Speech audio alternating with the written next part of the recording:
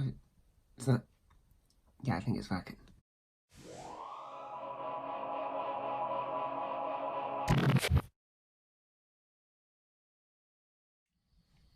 Hey everyone, hope you're all well. I've not really been keeping my blog as up to date as I should. I've decided that I'm going to try and do some today. And I wish I did this more regularly, because what happens is I end up with a great long list of things that I want to talk about. And then my mind, that's that thing where it wanders off and I lose the thread. So if I lose the thread a little bit, I might just do some, like, if there's some really sudden cuts and edits in this, it's because I've rambled on for too long and it's been starting to drive, like, I don't know, I've just gone off on a tangent. Yeah,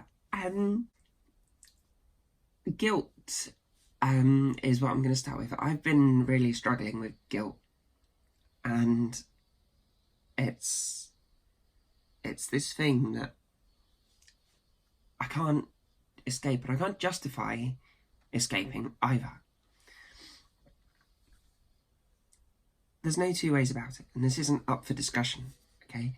Being transgender is not a choice. Discussion over.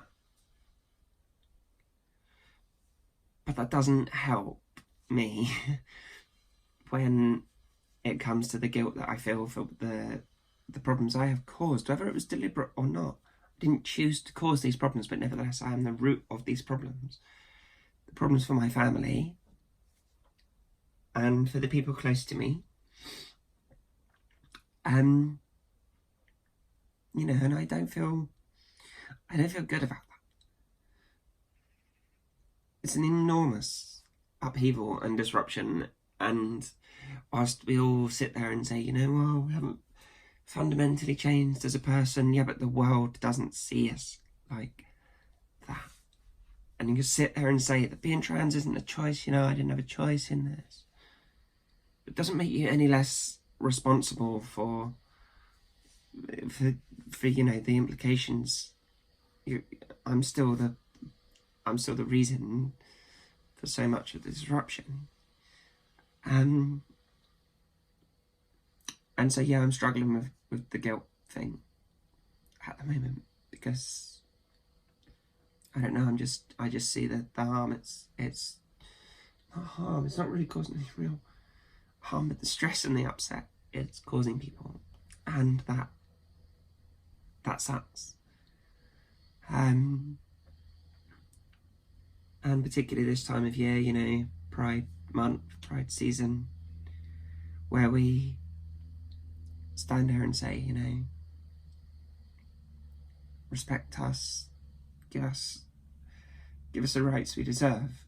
That's great as a movement, because it's important, but it doesn't, really resolve some of the actual real interpersonal one-to-one sort of relationship and family issues.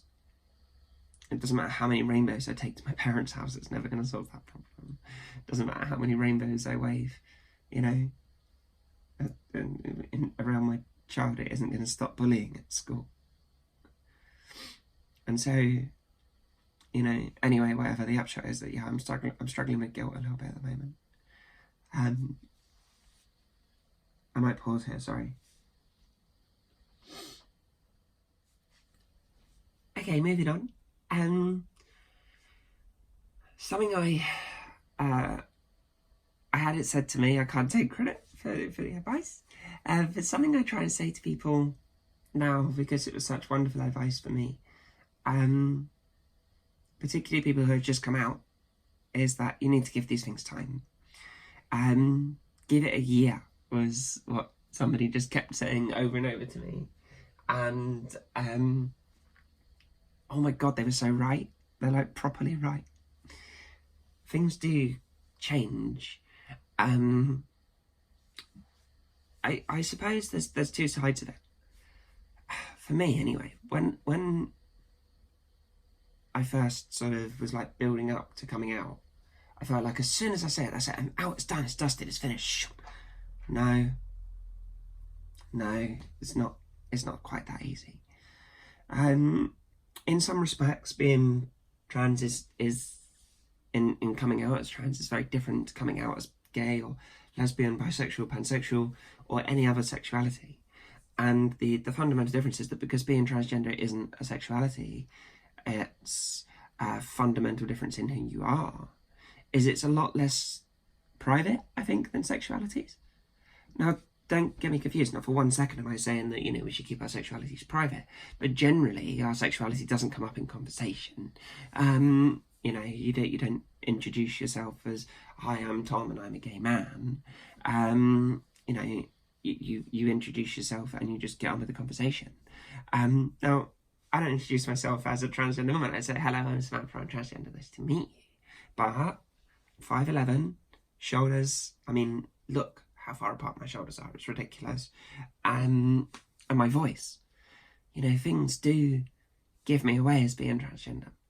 And this whole give it a year thing, now because of what I do for a living, I'd only see a lot of my clients, I only see them once a year.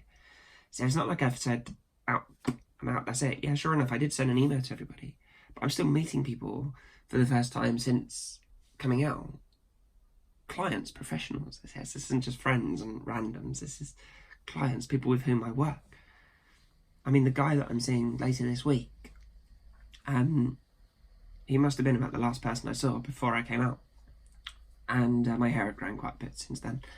And he was larking around and having a joke, and the last thing he said to me was, "Now you've got your long hair, I wouldn't be surprised if you've got a great big pair of tits next time I see you."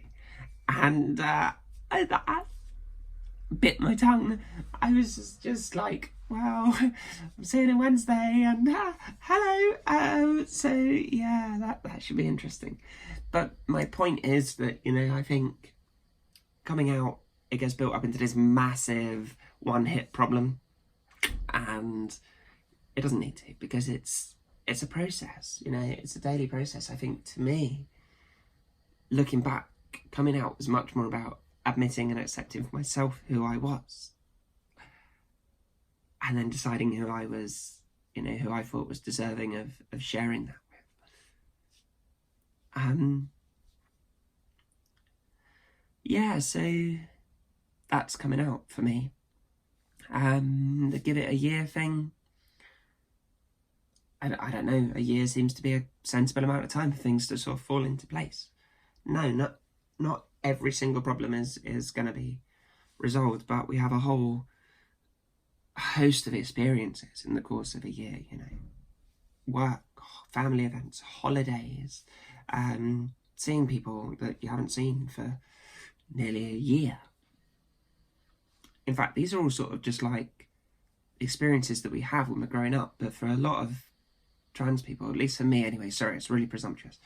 For me, it's sort of the first time I'm experiencing a lot of these things as my authentic self. To sort of go through that whole process of growing up again as me in the space of a year, as opposed to in the space of 30 something years. God, my hair's a mess. Should wash my hair before I do these things. Sorry, early morning impromptu video. Yeah, so, if you are at that early stage, then yeah, it's going to be tough. It's not going to be a walk in the park. It's going to be a long, however long, at least a long 12 months. There's going to be problems and maybe guilt and issues to deal with long after that as well. But honestly, give it a year and it makes a huge difference. And I started this video talking about how much I was struggling with guilt, and I think that's been compounded by the fact that I've not been very well, which hasn't helped, because it's been sitting around feeling sorry for myself. But a year down the line, I'm still here, and at least that means that I can deal with the consequences. Whereas the other option, which doesn't really bear thinking about now, but the other option was all of the problems I knew I wasn't going to be here to deal with it. Wow, that was a bit heavier than usual, wasn't it? Sorry. I hope everybody is doing well. I just want you to know, guys, that, I'll put my contact details along the bottom here for all the socials. If you do ever want to chat, if you do ever want to get in touch, I'm always happy to chat with people. I know what it's like to feel lonely, to feel isolated, to feel like you're the only one going through these things. All I can say, if I have learned anything in this past couple of years, is that you are not alone out there. There are communities of people, there are thousands and thousands of people who are happy to chat and happy to help. And if there's anything I can ever do to help you guys, then please, either comment below or hit me on the socials, and always happy to chat and help where I can. I hope you all have a lovely week, guys, and I'll speak to you soon. Peace and love. Bye.